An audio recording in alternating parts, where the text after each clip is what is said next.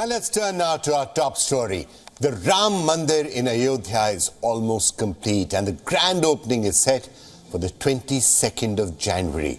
The temple town is undergoing a transformation with a new airport, hotels, railway station and other facilities. This, of course, a temple town with a checkered history. History is somewhat centered around a dispute bitterly fought for decades by Hindus and Muslims over the Ram temple in that particular spot. Now, what's the background to all of this, especially for those of you watching in other parts of the world? Now, Ayodhya is a city on the banks of the Saryu River in the northern Indian state of Uttar Pradesh. Hindus believe it to be the birthplace of one of their most revered gods, Lord Ram. The row centered for a long period of time over the 16th century Babri Mosque, which many Hindus allege was built by Muslim invaders after demolishing a Hindu temple that marked Lord Ram's birthplace.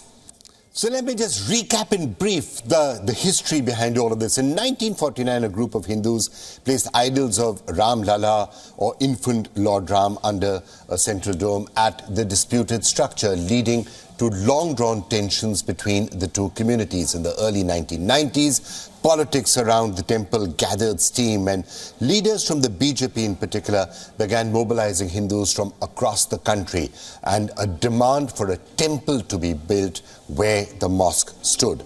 In 1992, a Hindu mob demolished what is called the Babri Masjid or the Babri Mosque, which led to riots in the country where nearly 2,000 people were killed.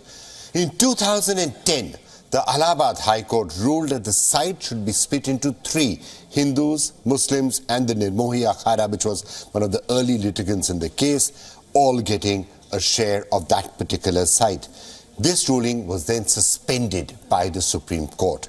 And the final act in 2019, the Supreme Court unanimously ruled that the disputed land should be given to the Hindus to construct a Ram temple out there, while offering Muslims another plot of land to build a mosque. It also directed the government to set up a trust to manage and oversee the construction of the temple. The Supreme Court did, however, also say that the demolition of the mosque in 1992 was against the law. And this ruling is what has led then to the construction of this Ram temple, where the grand inauguration is going to be on the 22nd of January. In 2020, amidst the pandemic, Prime Minister Narendra Modi laid the foundation for the construction of the new temple. The 1,800 crore rupee temple project is expected to be one of the grandest monuments of Hinduism, and it is going to be inaugurated with the Pran Pratishtha, or a consecration ceremony of Ram Lala's idol, and that is what is scheduled to take place on January the 22nd. And you can expect considerable attention. Lots of people are going to be going there, not just on the 22nd of January, but immediately after that. A lot of attention has been brewing around this, and of course, there's been some political controversy itself. So what does the inauguration of the Ram temple mean from a civilizational point of view, a religious point of view, a cultural point of view, a tourism point of view, and of course the political point of view? Two very special guests joining us, Francois Gauthier and also Amish Tripathi. Let me start with you, Amish. You, of course, author of several of India's biggest blockbusters, one of India's best known authors, also someone who wrote the Ramchandra series and therefore know everything about the history of Ayodhya and the Ram temple. So Amish, thank you so much for joining us. What is your perspective on this, on the inauguration of the Ram temple? What do you think some of the key significances and the implications of this are going to be? I think what is happening can be seen at various levels. One, and perhaps the most prosaic level, is the economic impact it will have. Ayodhya has been transformed. The infrastructure that has emerged, the number of pilgrims and tourists that will come. Just to give you a perspective, Goa, with decades of marketing behind it, gets maybe, I think, around, if my numbers aren't wrong, 80-90 lakh tourists per year.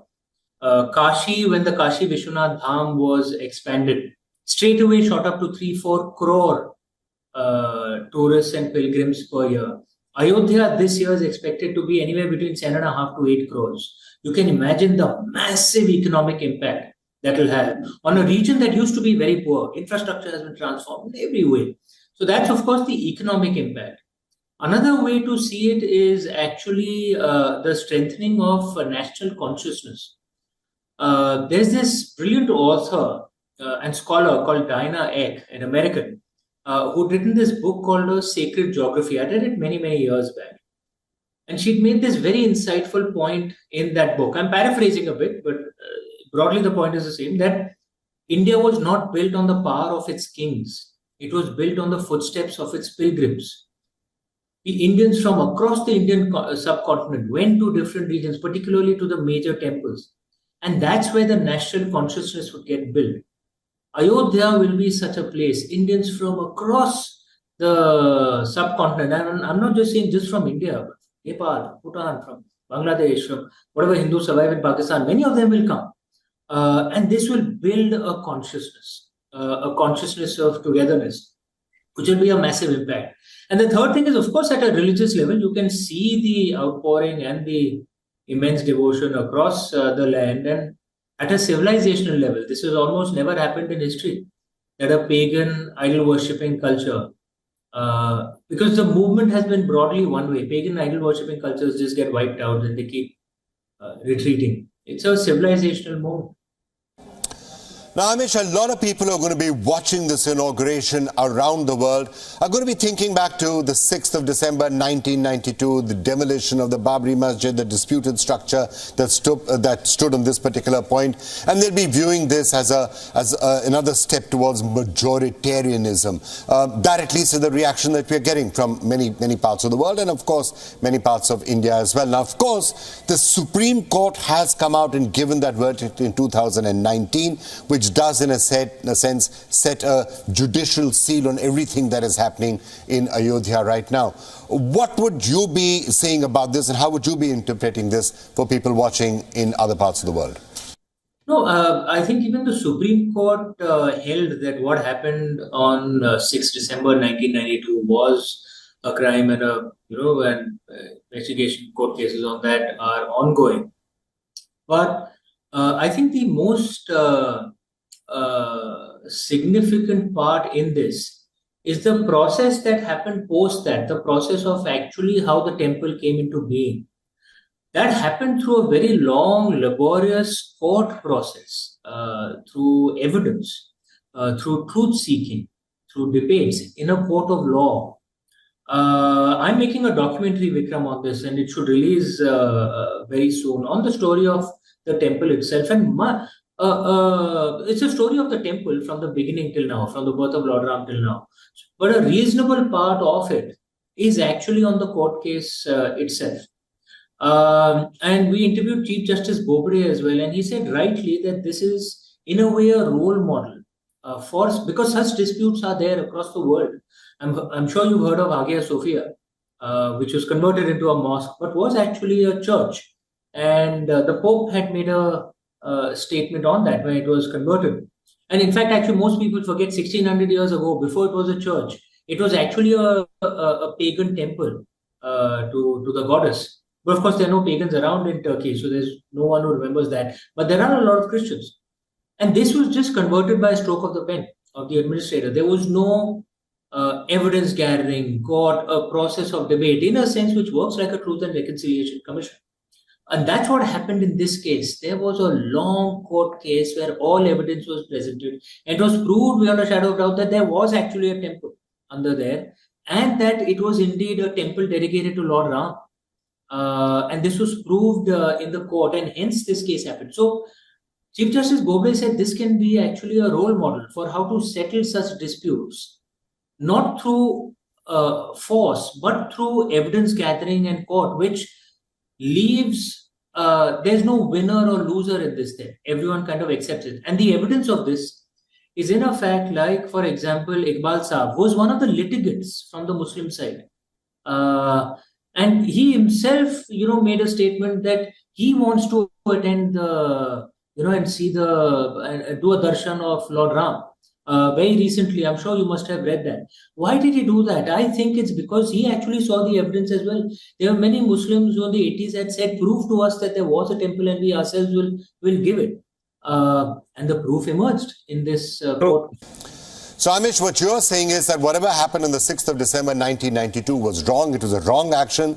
But the process that followed later, the judicial process in particular, has eventually given legitimacy to the construction of the Ram Mandir and the inauguration that we're going to see on the 22nd of January. Is that what you're saying? The evidence of that is in the fact that one of the litigants himself wants to come to the temple. You know, in our documentary, we had one of the people we interviewed was KK Mohammed Saab, who's one of the legendary archaeologists in India, and he's a Muslim. And he himself spoke of the evidence, and his work, by the way, went into the evidence, right? And he himself spoke of the evidence that there was a temple there. The evidence shows it. And then he said something very interesting and intriguing. He said, "Look, I'm an Indian Muslim. Babur and Mir Baqi were foreigners. They were from what is today's Uzbekistan." He said, "What do I have to do with it?" You know. Right. And he said something very interesting. This is not a Hindu-Muslim issue. This is an Indian foreigner issue. And it was a foreign invader who came and did a crime on India. And this was said, like I said, by an Indian Muslim and a legendary archaeologist whose work actually went into the court case to prove that there was indeed a temple there. All right, Amish, you've spoken about many of the possible impacts of this. You've looked at it from a religious point of view, civilizational point of view. Now, there is, of course, also the political angle which is playing itself out, the controversy about whether the opposition should be there or not, and the big question of how it will potentially affect the general election of 2024. Do you have a take on that as well? Kram, on politics, I always say there are many far, far wiser than I am who comment on this every night. And as I always joke, some of them on TV channels, they comment so loudly, you can hear them even if you switch the TV set off. So it might be best to listen to them on politics, not me. All right, fair enough. We'll come back to the politics a little later. So let me return to the civilizational and the religious aspects. Do you see with the Ram Mandir at Ayodhya, there's never actually been a single central place for Hinduism. The sort of Hinduism doesn't have a Mecca, Medina. Hinduism doesn't have a Vatican City. Do you think one of the things that could emerge after all the development that we are seeing in Ayodhya, the construction of the Ram temple, also the tourism potential in Ayodhya itself, do you see the Ram Mandir perhaps becomes that central point for Hinduism, for Hindus to go to congregate, the main pilgrimage spot for Hindus? If you're saying that 100 million people are going there, 100 million people isn't a small number. If that many people are going to go to Ayodhya every single year, a lot of people coming. So do you see Ayodhya taking that particular position for Hindus? And is that part of what we are seeing now unfolding? I think the fact that we have so many, it gives us, in a sense, a liberal Catholic spirit. Not Catholic in terms of the religion, but Catholic in terms of looking at various different approaches. Because remember, different gods and goddesses are worshipped, at every place. Kamakhya ji is the goddess, right? So that's one aspect that gives a liberal bent. Secondly, it also, Vikram, you understand IT, right? And the most critical thing in IT is a backup. Yeah. And perhaps that's one of the reasons we survived the invasions of the last 1,000 years, because there was no one place which an invader could destroy, which would, destroy the religion. We had backups everywhere. So the other places will remain important. But everyone else, if the other major ones will also continue to be important. All right, no one central space is what you are saying, Amish. Well, I'm sure you must be very keen to go there. What is your own agenda? When are you going there? I will be there on the 22nd. But what I'm genuinely looking forward to, because obviously security, everything will be so intense out there on the 22nd. I am really looking forward to going back as an ordinary pilgrim post the 26th. I'm going to take my mother along. She really wants to go out there. And we'll want to go and pray out there. So for us, I'm a genuine devotee. So I'm looking forward more to going post the 26th with my family.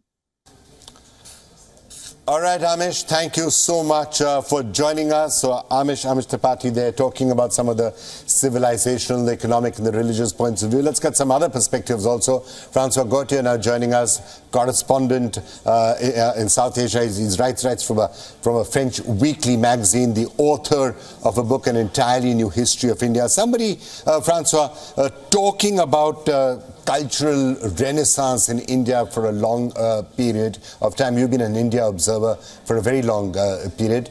What is your take on the Ram Mandir that is now being inaugurated on the 22nd? How important an event do you think this is going to be?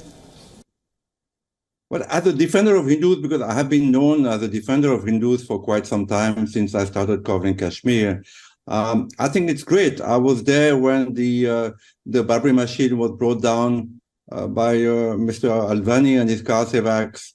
And I thought that at that time it was an act of courage because it was a makeshift mosque which was unused. And of course, Ayodhya is a very sacred place to Hindus.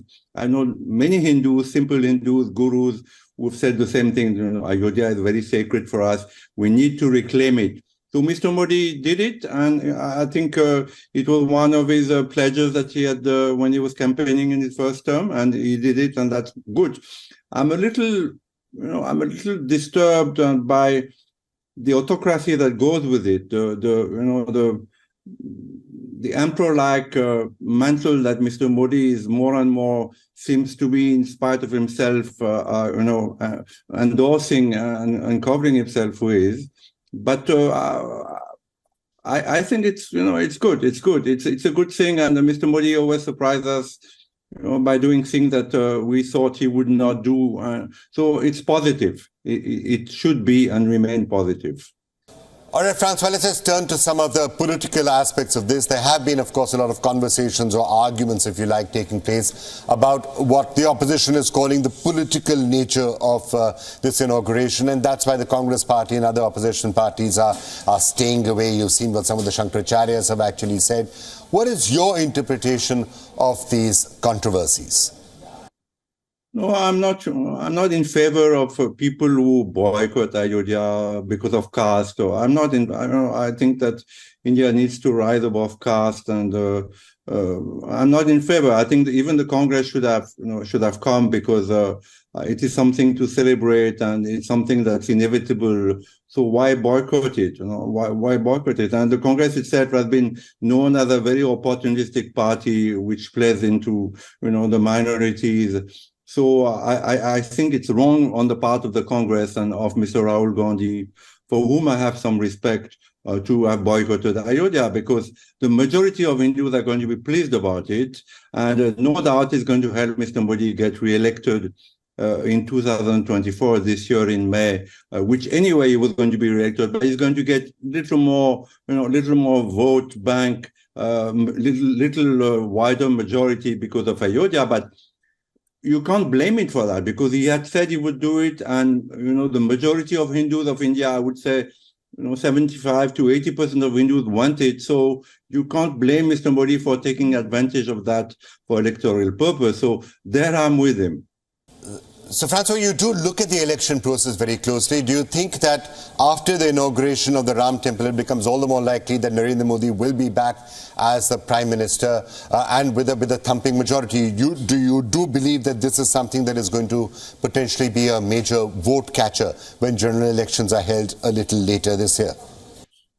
I mean, I said 40, 30 years ago that the 21st century will be the century of the BJP, and they will likely stay in power most of this century. And I think this is going to happen. Of course, as we said earlier, the autocratic turn that it is taking, both at the hand of Mr. Modi and Mr. Amit Shah, is a little worrying for me as a defender of India, because I'm foremost a defender of India. I think India is a great country with great people, whatever their religion, whatever their caste, and there is something very unique about India. So that worries me, because in the long run, the people of India, we saw it with Indira Gandhi, they ultimately, they have the power to reject someone or reject a party which they feel have abused power or, taken more power than they should have. So the autocratic and the dictatorship-like turn that it is taking, the BJP is taking, where even within the BJP, nobody, no minister, no grassroots worker, no spokesperson is able to say aloud what he or she thinks. That worries me, because I've been a defender of the BJP. I thought that, Hindus are great people and the BJP is their party, so be it, let it be elected. And I've defended Mr. Modi also since 2002, since Godhra. I met him many times and I admire him and I respect him. But I think power corrupts, and the problem in Delhi is that there's immense power in Delhi. There is tremendous power in Delhi, and that this power has swallowed the BJP. The BJP, we saw that Mr. Modi wanted to break the shackles of this VVIP system in the beginning, security and on this connection, that you need a connection in Delhi to connect to ministers and connect to MLAs so Mr. Modi tried to break it, but ultimately he became a prisoner of this VVIP system, which the Congress has created. And that worries me, because I think when he was in Gujarat, Mr. BJP met people, he could get the pulse of the country. Now he can't. He has too many, levels of security, too many PS, and the PMO has become, like a power center, the most, one of the, probably in the world, the most powerful power center in the world. All right, Francois, we'll of course keep on discussing what happens in the build-up to the elections as we get closer. What are your own personal plans? Are you planning to head to Ayodhya at some point in the near future? Yes, of course. So I've been to Ayodhya many times, actually. It's a place that I like, and I think that again, Mr. Modi is doing the right thing, and we wish him well, and we wish India well, and we want India to become a superpower. And I think Mr. Modi is leading India to become a superpower.